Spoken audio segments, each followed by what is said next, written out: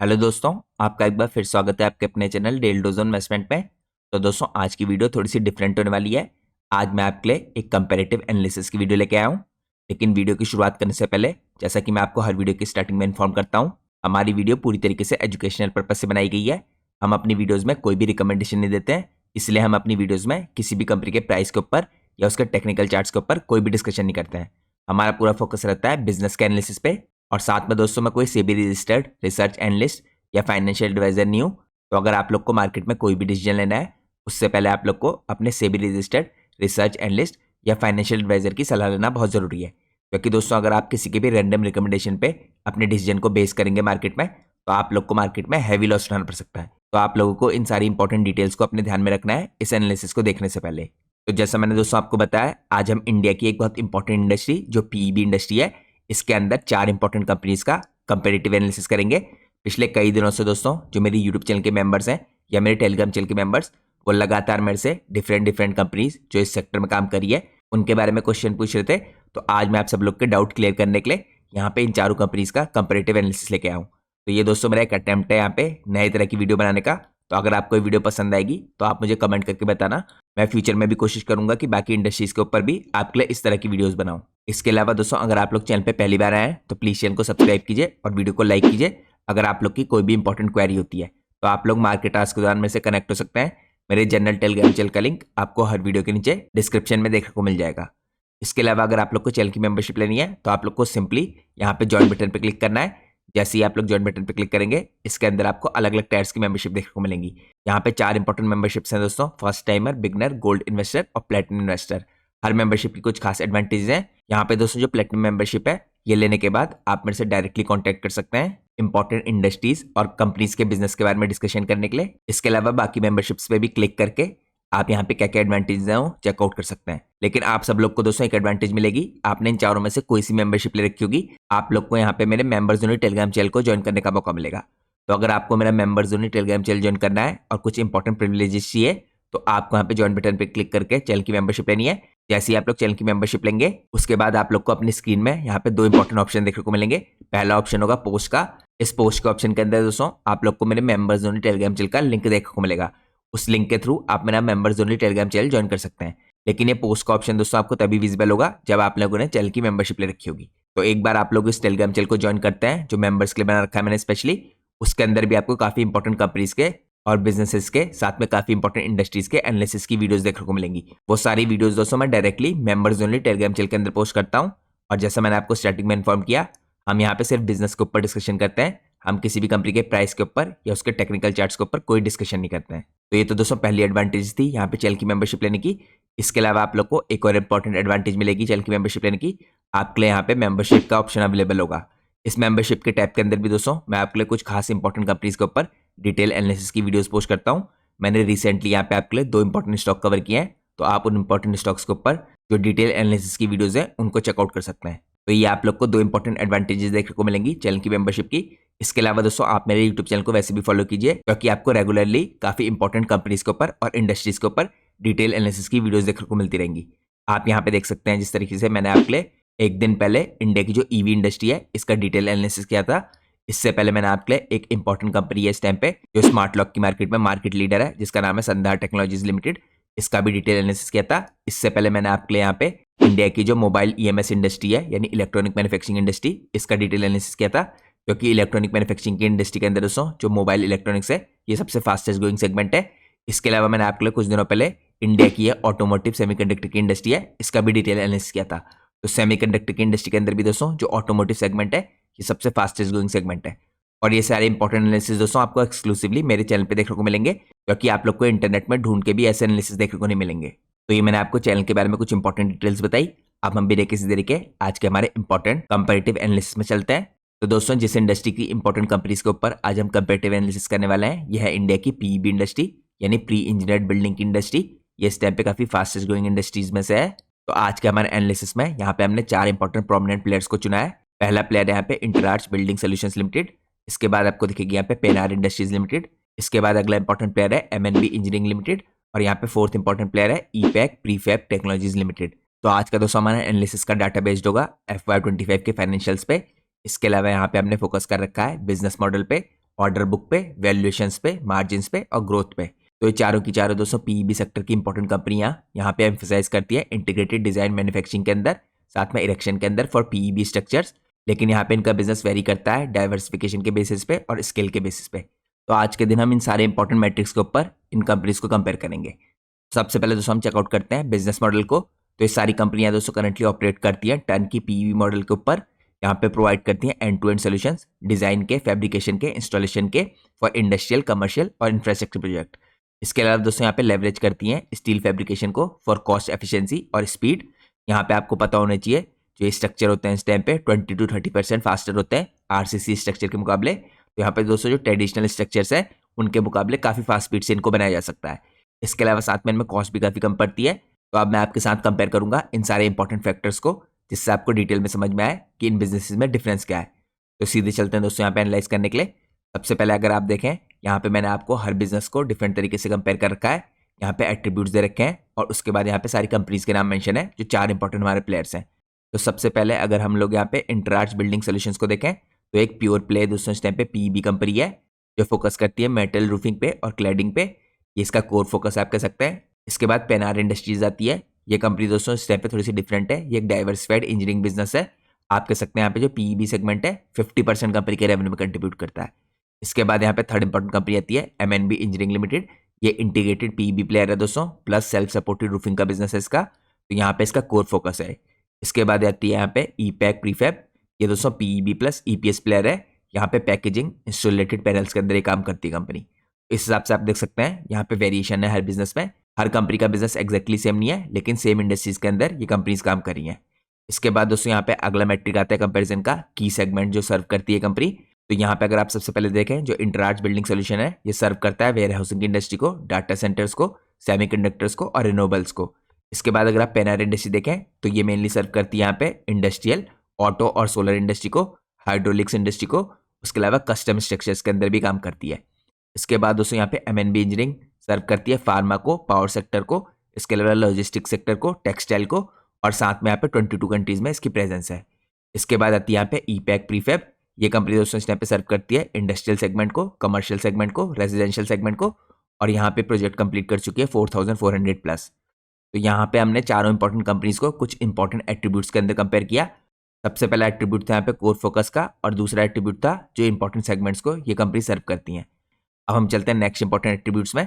अगला दोस्तों important attribute है यहाँ पे डाइवर्सिफिकेशन का और यूनिक एज का। तो सबसे पहले अगर आप यहाँ पे चेकआउट करें जो इंटरआर्च है इसके पास यहाँ पे डाइवर्सिफिकेशन और यूनिक एज क्या है। तो इंटरआर्च दोस्तों यहाँ पे high and custom solutions provide करता है, एक्सपेंड कर रहा है इमर्जिंग सेक्टर्स के अंदर लाइक ईवी और इसके पास अभी इंडिया के अंदर 5 प्लांट्स हैं जिनमें कंपनी काम करती है। अब यहाँ पे दोस्तों अगर हम डाइवर्सिफिकेशन और यूनिक एज के अंदर पेनार इंडस्ट्री को देखें तो पेनार इंडस्ट्री यहाँ पे मल्टीपल वर्टिकल्स के अंदर काम करती है। यहाँ पे आपको ट्यूब्स के अंदर और प्रोसेस इक्विपमेंट के अंदर कंपनी काम करती हुई दिखेगी।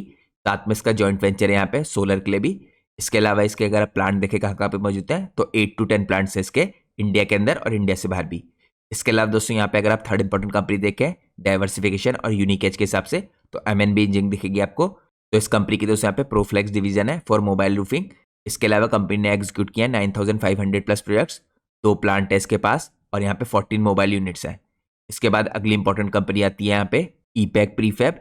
इस कंपनी का अगर हम यहाँ पे डाइवर्सिफिकेशन और यूनिक एज देखें तो ये ड्यूअल वर्टिकल्स के अंदर काम करती है। पीईबी जो डिवीजन है इससे कंपनी का 92% का रेवेन्यू आता है और ईपीएस के बिजनेस से यहाँ पे इंसुलेशन से और पैकेजिंग से बाकी बिजनेस आता है। कंपनी के पास करंटली 3 पीईबी प्लांट्स है और 1 ईपीएस की यूनिट है। तो ये मैंने आपको डाइवर्सिफिकेशन और यूनिक एज के हिसाब से कंपनीज को कंपेयर किया। अब दोस्तों अगला यहाँ पे कंपैरिजन आता है मैन्युफैक्चरिंग कैपेसिटी के हिसाब से। तो यहाँ पे सारी कैपेसिटी एमटीपीए में है यानी मेट्रिक टन पर एनम के हिसाब से। तो सबसे पहले अगर आप यहाँ पे इंटरआर्च की देखें तो 1,61,000 की दिखेगी आपको। यहाँ पे अगर आप लोग पेनार इंडस्ट्री की देखें तो 1 लाख की आपको पीईबी की दिखेगी स्पेसिफिकली। टोटल तो यहाँ पे ज़्यादा है क्योंकि डाइवर्सिफाइड है। इसके अलावा अगर आप यहाँ पे एमएनबी इंजीनियरिंग की देखें तो ये आपको दिखेगी 1,03,800 एमटीपीए की। इसके बाद यहाँ पे फोर्थ नंबर पे जो ईपैक प्रीफैब की है ये 1,26,546 की दिखेगी। इसके अलावा दोस्तों यहाँ पे 8,400 की इसकी ईपीएस की भी कैपेसिटी है। तो ये मैंने आप लोगों को कैपेसिटी का डिफरेंस दिखाया। अगला डिफरेंस आता है यहाँ पे रेवेन्यू फ्रॉम पीईबी सेक्टर। तो यहाँ पे आपको सबसे पहले दिखेगा इंटरआर्च का 100% रेवेन्यू पीईबी से आता है। यहाँ पे पेनार इंडस्ट्री का 50% का रेवेन्यू आता है पीईबी से। एमएनबी इंजीनियरिंग का 90% का रेवेन्यू आता है इस टाइम पे पीईबी इंडस्ट्री से। और इसके अलावा फोर्थ नंबर पे ईपैक का रेवेन्यू आता है यहाँ पे 92% का पीबी इंडस्ट्री से। अब हम चलते हैं अगले इंपॉर्टेंट मैट्रिक्स में। अगले इंपॉर्टेंट मैट्रिक्स आपको दिखेंगे यहाँ पे नंबर ऑफ प्लांट्स और फैसिलिटीज। यहाँ पे दोस्तों इंटराज के 5 प्लांट्स हैं इस टाइम पे। इसके अलावा यहाँ पे आपको पेनार के 8 से 10 प्लांट्स और फैसिलिटीज दिखेंगे। यहाँ पे जो थर्ड नंबर पे इंपॉर्टेंट कंपनी है एमएनबी इंजीनियरिंग, इसके 2 प्लांट और 14 इस टाइम पे मोबाइल यूनिट्स है। इसके अलावा फोर्थ इंपॉर्टेंट कंपनी जो ईपैक है, इसके 4 प्लांट्स है। इसके बाद दोस्तों अगर हम इन कंपनीज की जोग्राफिकल प्रेजेंस देखें तो इंटराज की आपको प्रेजेंस ऑल इंडिया दिखेगी, पैन इंडिया प्रेजेंस। इसके अलावा यहाँ पे पेनार इंडस्ट्री की इंडिया प्लस यूएस में भी प्रेजेंस है, एक्सपोर्ट करती है, इसका फोकस है एक्सपोर्ट पे। इसके बाद यहाँ पे थर्ड नंबर पे जो इंपॉर्टेंट कंपनी है एमएनबी इंजीनियरिंग, इसकी प्रेजेंस इंडिया के अलावा 22 प्लस कंट्रीज में है। यहाँ पे चौथी इंपॉर्टेंट कंपनी ईपैक प्रीफैब, इसकी भी पैन इंडिया प्रेजेंस है। तो ये दोस्तों मैंने आपको जोग्राफिकल प्रेजेंस के हिसाब से इनको कंपेयर करके दिखाया। अब यहाँ पे अगला इंपॉर्टेंट फैक्टर आता है ईयर्स इन ऑपरेशन। तो यहाँ पे अगर आप देखें सबसे पहले इंटराज 2006 से ऑपरेशन में।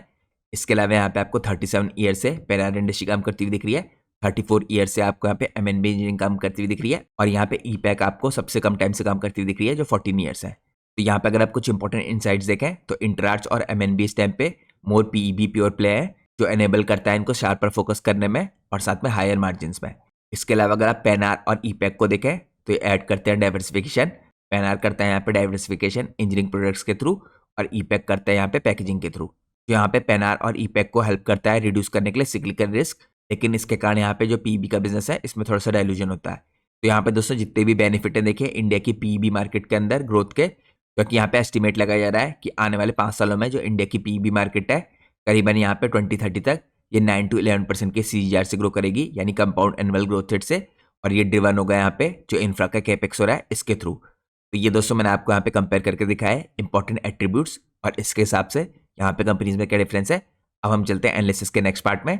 नेक्स्ट पार्ट में हम चेकआउट करेंगे यहाँ पे ऑर्डर बुक का कंपेरिजन। तो सबसे पहले दोस्तों अगर आप यहाँ पे देखें एट्रीब्यूट्स के हिसाब से, तो ऑर्डर बुक देखें अगर हम यहाँ पे इंटराज की तो आपको 1646 करोड़ की दिखेगी। पैनार इंडस्ट्री की 800 करोड़ की इंडिया की पीबी की ऑर्डर बुक है। इसके अलावा $54 मिलियन की ऑर्डर बुक यानी 450 करोड़ की इसकी यहाँ पे यूएस के अंदर है। तो टोटल ऑर्डर बुक इसकी आपको 1250 करोड़ की दिखेगी। इसके बाद दोस्तों एमएनबी इंजीनियरिंग की ऑर्डर बुक दिखेगी आपको 842 करोड़ की। ईपैक की ऑर्डर बुक दिखेगी 916 करोड़ की। इसके अंदर प्रीफैब आता है, तो टोटल ऑर्डर बुक यहाँ पे आपको 1233 करोड़ की दिखेगी। इसके अलावा दोस्तों यहाँ पे ईयर ऑन ईयर बेस पे अगर आप ग्रोथ देखें ये कंपनीज के हिसाब से ग्रो करी है, तो यहाँ पे इंटराज की ग्रोथ आपको 22% की दिखेगी ईयर ऑन ईयर बेस पे। पेनार की आपको 15% की दिखेगी, एमएनबी इंजीनियरिंग की आपको 48% की दिखेगी, और ईपैक की भी आपको यहाँ पे 48% की दिखेगी। इसके अलावा अगर आप कवरेज रेशियो देखें ऑर्डर बुक के हिसाब से FY25 के रेवेन्यू के अनुसार, तो यहाँ पे आपको दिख रही है इसकी ऑर्डर बुक करीबन 1.07x इंटराज की, यहाँ पे पेनार इंडस्ट्री की 0.37x, एमएनबी इंजीनियरिंग की 0.85x, और यहाँ पे ईपैक की 1.09x। अब हम चलते हैं नेक्स्ट इंपॉर्टेंट कंपैरिजन में। तो यहाँ पे मैंने इन चारों इंपॉर्टेंट कंपनीज के कुछ इंपॉर्टेंट की ड्राइवर्स मेंशन कर रखे हैं। तो सबसे पहले दोस्तों अगर आप इंटराज का देखें ये इस टाइम पे कंपनी किस इंपॉर्टेंट फैक्टर्स के थ्रू ड्राइव हो सकती है, तो यहाँ पे डाटा सेंटर पे इसका फोकस है, रिन्यूएबल्स के अंदर इनका फोकस है, तो ये ड्राइव कर सकते हैं इसके फ्यूचर के रेवेन्यू को। इसके अलावा नए इन्फ्लोज इस टाइम पे जो कंपनी के ये 300 to 400 करोड़ के हैं, ये एक्सपेक्टेड है FY26 में। तो ये दोस्तों सब मैनेजमेंट की कमेंट्री है, मैनेजमेंट ने यहाँ पे कॉन कॉल में ये इंपॉर्टेंट इन्फॉर्मेशन प्रोवाइड की है। इसके अलावा दोस्तों अगर आप यहाँ पे चेकआउट कीजिए पेनार इंडस्ट्री के अंदर की ड्राइवर क्या होंगे, तो वेयर हाउसिंग के बिजनेस के थ्रू ग्रो कर सकती है। इसके अलावा ऑटो के अंदर इसका फोकस है, साथ में यहाँ पे यूएस के अंदर जो एक्सपेंशन हो रहा है वाया न्यू गुजरात प्लांट, इसके थ्रू कंपनी यहाँ पे ग्रोथ दिखा सकती है, ये की ड्राइवर बन सकते हैं इसकी फ्यूचर की ग्रोथ के लिए। इसके अलावा दोस्तों यहाँ पे अगली इंपॉर्टेंट जो बिजनेस है एमएनबी जिनका इंटरनेशनल प्रोजेक्ट कर रहे हैं काफी। इसके अलावा आपको अगले इंपॉर्टेंट ड्राइवर देखने को मिलेंगे लॉजिस्टिक और फार्मा सेक्टर के अंदर। इसके अलावा दोस्तों यहाँ पे जो चौथे नंबर का इंपॉर्टेंट बिजनेस है ईपैक प्रीफैब का, इसका भी फोकस यहाँ पे डाटा सेंटर के अंदर है, तो डाटा सेंटर एक ड्राइवर बन सकता है इस इंडस्ट्री के लिए। इसके बाद एयरपोर्ट के बिजनेस के अंदर भी दोस्तों कंपनी फोकस करी है, तो ये भी ड्राइवर हो सकता है इस बिजनेस के लिए। तो यहाँ पे 35% आप कह सकते हैं जो ऑर्डर का एडिशन है इसको कंपनी टारगेट करी है FY26 में। तो यहाँ पे अगर आप कुछ इंपॉर्टेंट इनसाइट्स देखें तो ईपैक और इंटराज है दोस्तों ये लीड करते हैं कवरेज में, जो सिग्नल करती है यहाँ पे 1+ ईयर की विजिबिलिटी रेवेन्यू के हिसाब से, और साथ में रेवेन्यू की डी-रिस्किंग। इसके अलावा जो MNBA इंटरनेशनल है इसका एक्सपोजर यहाँ पे 22 कंट्रीज में है, तो इस पर भी आपको ध्यान रखना है, ये ऐड करता है यहाँ पे डाइवर्सिफिकेशन। इसके अलावा पैनार इंडस्ट्री का जो स्प्लिट है दोस्तों स्टेप है इंडिया यूएस के बीच में, ये इसकी हाईलाइट है जोग्राफिकल बैलेंस की। लेकिन आपको ये पता होना चाहिए कि जो पीईबी का टोटल बिजनेस है ये 50% ही पीईबी का है, तो यहाँ पे स्पेसिफिक कवरेज एक सर्टेन सेगमेंट में ही है। अब हम चलते हैं एनालिसिस के नेक्स्ट पार्ट में। नेक्स्ट पार्ट में हम चेकआउट करते हैं यहाँ पे वैल्यूएशंस के हिसाब से कंपैरिजन कंपनीज का। तो यहाँ पे दोस्तों वैल्यूएशंस के कुछ इंपॉर्टेंट मैट्रिक्स हैं। सबसे पहले EV to EBITDA का रेशियो है, तो यहाँ पे अगर आप देखें जो इंटरआर्च है इसका आपको दिखेगा करीबन 18 के आसपास का। इसके बाद अगली इंपॉर्टेंट कंपनी पेनार इंडस्ट्री आती है, इसका ईवी टू एबिटा का रेशियो आपको दिखेगा 15x का। इसके बाद आती है यहाँ पे एमएनबी इंजीनियरिंग, इसका 14x का। और लास्टली यहाँ पे आती है ईपैक, इसका 15x का। इसके बाद दोस्तों यहाँ पे अगर आप पीबी रेशियो देखें इनका, तो यहाँ पे आपको पीबी रेशियो में इंटरआर्च का 3.5 का दिखेगा, पेनार का दिखेगा 3.1 का। इसके बाद यहाँ पे एमएनबी का 2.8 का और लास्टली यहाँ पे ईपैक का 9.4 का। यहाँ पे अगर आप पी रेशियो देखें इन कंपनीज का, तो आपको सबसे पहले यहाँ पे इंटरआर्च का पी रेशियो 27.7 का दिखेगा। यहाँ पे आपको पेनार इंडस्ट्री का 25.5 का दिखेगा। इसके अलावा यहाँ पे एमएनबी इंजीनियरिंग का भी 25 का है। और यहाँ पे लास्टली ईपैक का आप लोग को 34.5 का यहाँ पे प्राइस टू अर्निंग रेशियो दिखेगा। तो ये इंपॉर्टेंट दोस्तों वैल्यूएशंस के मैट्रिक थे जिनके हिसाब से मैंने कंपेरिजन किया। अब हम चलते हैं एनालिसिस के नेक्स्ट पार्ट में। नेक्स्ट पार्ट में अगर आप देखें दोस्तों यहाँ पे मार्केट कैप और इनका आरओई और आरओसी, तो यहाँ पे सारी कंपनी दोस्तों स्मॉल कैप है। इंटरआर्च की मार्केट कैप यहाँ पे सबसे ज्यादा है 3200 करोड़ की, आरओई 22.5 का है और आरओसी आपको दिखेगा 20+ का। इसके अलावा पेनार इंडस्ट्री की दोस्तों मार्केट कैप 3174 करोड़ की है, इसका रिटर्न ऑन इक्विटी आपको 18 का दिखेगा, रिटर्न ऑन कैपिटल एम्प्लॉयड 15 से 18 के बीच का। एमएनबी इंजीनियरिंग दोस्तों इसकी मार्केट कैप आपको 2200 करोड़ की दिखेगी, यहाँ पे रिटर्न ऑन इक्विटी 25 का है, रिटर्न ऑन कैपिटल एम्प्लॉयड आपको 22 का दिखेगा। ईपैक की दोस्तों आपको यहाँ पे जो मार्केट कैप है 2014 करोड़ की दिखेगी, यहाँ पे रिटर्न ऑन इक्विटी 22.7 का और रिटर्न ऑन कैपिटल एम्प्लॉयड 28.2 का। अब हम चलते हैं एनालिसिस के नेक्स्ट पार्ट में। नेक्स्ट पार्ट में हम चेकआउट करते हैं यहाँ पे इन कंपनीज के प्रॉफिट मार्जिन, किस हिसाब से प्रॉफिट मार्जिन है इन कंपनीज के। सबसे पहले दोस्तों यहाँ पे अगर हम एबिटा मार्जिन चेकआउट करें, तो इंटरआर्च के एबिटा मार्जिन आपको दिखेंगे 10.5% के, पेनार के एबिटा मार्जिन 10% के, यहाँ पे आपको दिखेंगे एमएनबी इंजीनियरिंग के एबिटा मार्जिन 13.6 के, यहाँ पे उसके अलावा ईपैक के एबिटा मार्जिन है 10.4 के। यहाँ पे अगर आप दोस्तों प्रॉफिट आफ्टर टैक्स के मार्जिन देखें, तो प्रॉफिट आफ्टर टैक्स के मार्जिन में आपको इंटरआर्च के मार्जिन 7.6% के दिखेंगे। इसके बाद यहाँ पे प्रॉफिट आफ्टर टैक्स के मार्जिन पेनार इंडस्ट्री के 4.8% के, यहाँ पे पैट मार्जिन आपको दिखेंगे एमएनबी इंजीनियरिंग के 7.8% के और लास्टली यहाँ पे आपको ईपैक के पैट मार्जिन दिखेंगे 5.2 के। तो ये मैंने आपको यहाँ पे इन कंपनीज के प्रॉफिट आफ्टर टैक्स के मार्जिन और एबिटा मार्जिन चेकआउट कराए। अब हम चलते हैं नेक्स्ट पार्ट में। नेक्स्ट पार्ट में हम चेकआउट करते हैं यहाँ पे ईयर ऑन ईयर बेसिस पे मार्जिन एक्सपेंशन कैसा दिख रहा है आपको। तो सबसे पहले दोस्तों यहाँ पे आपको इंटरआर्च के अंदर 1.5% का मार्जिन का एक्सपेंशन होता हुआ दिख रहा है, पेनार के अंदर 0.5% का मार्जिन एक्सपेंशन होता हुआ दिख रहा है। इसके बाद आपको एमएनबी के अंदर 2.0 परसेंटेज पॉइंट का यहाँ पे मार्जिन एक्सपेंशन होता दिख रहा है, ईपैक के अंदर आपको 2.6 परसेंटेज पॉइंट्स का मार्जिन एक्सपेंशन होता दिख रहा है। यहाँ पे दोस्तों मार्जिन एक्सपेंशन के अंदर कुछ इंपॉर्टेंट की फैक्टर्स और हैं। अगर आप इंटरआर्च को देखें तो यहाँ पे आपको वॉल्यूम ग्रोथ देखने को मिल रही है, इसके अलावा यहाँ पे एफिशिएंट एग्जीक्यूशन देखने को मिल रहा है। Q4 FY25 में यहाँ पे 10.5% के इसके मार्जिन रहते हैं। इसके बाद दोस्तों पेनार इंडस्ट्री के अंदर ऑपरेटिंग लेवरेज इस टाइम पे प्ले कर रही है फ्रॉम न्यू प्लांट्स। यहाँ पे कंपनी का जो नया प्लांट है ये कंट्रीब्यूट करेगा आने वाले टाइम में। इसके अलावा कंपनी दोस्तों यहाँ पे टारगेट कर रही है 10+% के एबिटा मार्जिन, तो इस पे भी आपको फोकस रखना है। इसके बाद यहाँ पे आपको एमएनबी इंजीनियरिंग दिखेगी, ये रूफिंग डिवीजन के थ्रू यहाँ पे बूस्ट कर रही है अपने मार्जिन को। प्रॉफिट आफ्टर टैक्स इसके अप थे by 69% year on year basis पे। इसके बाद ईपैक के अंदर अगर आप देखें तो ईपीएस डाइवर्सिफिकेशन है इसके अंदर। यहाँ पे आप लोग को जो 2.6 परसेंटेज पॉइंट का इंक्रीज देखने को मिला कंपनी के मार्जिन में, ये इंक्रीज थे यहाँ पे 7.8% से FY23 में जो थे। तो अगर आप लोग दोस्तों इनकी यहाँ पे की इनसाइट्स देखें, तो यहाँ पे एमएनबी लीड करता है एबिटा के हिसाब से due to specialised roofing business, higher pricing power है यहाँ पे। इसके अलावा बाकी भी जो बिजनेस है दोस्तों उन सब में आपको एक्सपेंशन देखने को मिला। तो आपको दोस्तों यहाँ पे ध्यान रखना है जो इस टाइम पे पीईबी इंडस्ट्री है इसमें आपको आने वाले टाइम में री रेटिंग होती दिख सकती है, क्योंकि यहाँ पे हर इंपॉर्टेंट पीईबी कंपनी का मार्जिन में एक्सपेंशन हो रहा है। ये एडिड है इस टाइम पे दोस्तों स्टील प्राइसेस की स्टेबिलिटी के द्वारा, लेकिन यहाँ पे रिस्क भी बन जाते हैं स्टील के प्राइसेस जो रॉ मटेरियल की वोलेटिलिटी है, खासकर यहाँ पे स्टील में, क्योंकि स्टील दोस्तों 70% की कॉस्ट होती है यहाँ पे पीईबी इंडस्ट्री के अंदर। तो इसमें अगर वेरिएशन होता है, इसमें वोलेटिलिटी आती है, तो यहाँ पे इस बिजनेस के मार्जिन पे भी असर पड़ता है। लेकिन यहाँ पे स्टील प्राइस में स्टेबिलिटी आने के कारण इन कंपनीज के मार्जिन इंप्रूव हो रहे हैं। लेकिन फ्यूचर में दोस्तों अगर यहाँ पे रॉ मटेरियल के प्राइसेस में वोलेटिलिटी आई, तो यहाँ पे आपको मार्जिन 1 से 2% कंप्रेस होते हुए दिख सकते हैं अगर यहाँ पे कंपनीज ने हेजिंग नहीं की। तो ये मैंने आपको इंपॉर्टेंट कंपैरिजन दिखाया है किस हिसाब से यहाँ पे इन कंपनीज के मार्जिन में एक्सपेंशन हो रहा है। अब हम चलते हैं नेक्स्ट पार्ट में। नेक्स्ट पार्ट में हम चेकआउट करते हैं यहाँ पे इन कंपनीज की ग्रोथ कैसी रही है पिछले 3 सालों में FY23 से 25 के बीच में। सबसे पहले दोस्तों यहाँ पे 3 ईयर की अगर आप रेवेन्यू की CAGR देखें यानी कंपाउंड एनुअल ग्रोथ रेट, तो आपको यहाँ पे इंटरआर्च का दिखेगा 15% का, इसके बाद पेनार का 9.5% का, यहाँ पे उसके बाद आपको एमएनबी इंजीनियरिंग का 24% का दिखेगा और ईपैक का आपको यहाँ पे करीबन 31% का। इसके बाद अगर आप लोग यहाँ पे पिछले 3 साल का प्रॉफिट आफ्टर टैक्स का CAGR देखें, तो यहाँ पे आपको प्रॉफिट आफ्टर टैक्स के अंदर जो इंटरआर्च है इसका 25% का दिखेगा, इसके बाद यहाँ पे पेनार का 20% का, यहाँ पे जो एमएनबी इंजीनियरिंग है इसका 69% का, इसके बाद आपको यहाँ पे ईपैक का पिछले 3 साल का 38% का दिखेगा। तो ये मैंने आपको कंपाउंड एनुअल ग्रोथ रेट दिखाया है पिछले 3 सालों का इन कंपनीज का। अब हम चलते हैं नेक्स्ट पार्ट में। नेक्स्ट पार्ट में हम चेकआउट करेंगे यहाँ पे इन कंपनीज के मैनेजमेंट ने यहाँ पे जो FY26 की ग्रोथ की गाइडेंस दे रखी है। सबसे पहले दोस्तों अगर आप इंटरआर्च के देखें तो यहाँ पे 15 to 20% की इन्होंने ग्रोथ की गाइडेंस दे रखी है। इनका कहना है कि यहाँ पे 450 से 1500 करोड़ का कंपनी यहाँ पे रेवेन्यू जनरेट कर सकती है FY26 में। इसके बाद अगर आप पेनार इंडस्ट्री के अंदर देखें तो इन्होंने 15% रेवेन्यू ग्रोथ की गाइडेंस दे रखी है। यहाँ पे MNB इंजीनियरिंग ने 20 to 25% की गाइडेंस दे रखी है। ईपैक ने गाइडेंस दे रखी है यहाँ पे 35% ऑर्डर में इंक्रीज की।